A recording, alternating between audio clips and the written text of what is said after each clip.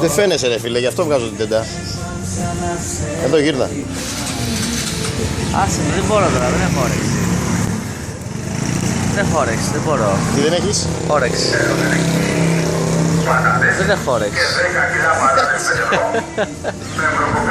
Δεν θέλω τώρα. Έναν ελάδο ντομάτες 5 ευρώ.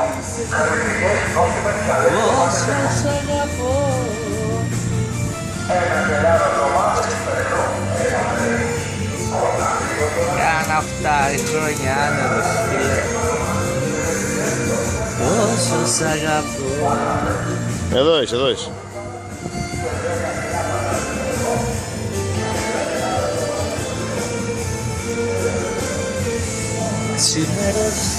Μας έχει σπάσει που λες τα τέτοια. Ο λαθροκυνηγός. Ναι. Γράφτανε στα αρχίδια. Έχει κολλήσει τώρα αυτός. Έκανα την πρόταση σε γάμο. Αλλά πού να ξέρουμε ότι ο άλλος ο Ζευγολάτης θα πάει στη Μυτιλή να τρέχει με το Αφρικίνο. Ο Μπαλαλάικας. Ναι. Στα αρχίδια του. Μπορούσε να πει όχι ρε εσύ φιλαράκι, πάρε πήγαινε αλλού. Ένα μαλάκα στο χάρη. Πώς το κάνει εκδικητικά γιατί του Όχι ρε, όχι. μηχανάκι από εδώ. Το πήρα το μηχανάκι. Το πούλησε. Έλα κιόλας. Πρόλαβε και το έδωσε. Μα για αυτό το πήρανε. Εμπολήθη. Πόσο? Πήρε ένα αμάξι παλιό και του έδωσε αυτό. Μαγιά. Α, για να το φτιάξει το αμάξι το ξέρω. Α, πονηρός ο βλάχος. Ποιο? Και λέει ο άλλος πονηρός ο βλάχος.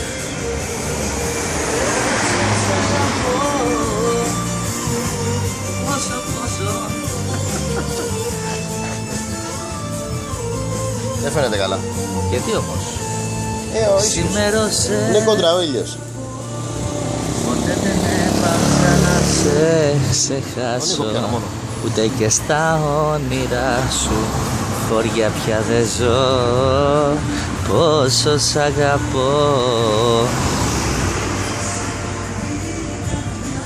Γιατί δεν το πιάνεις, δεν μπορείς. Ποιο δε? Δεν μπορεί να το πιάσεις. Τι? Δεν το ξέρω ρε μαλάκα.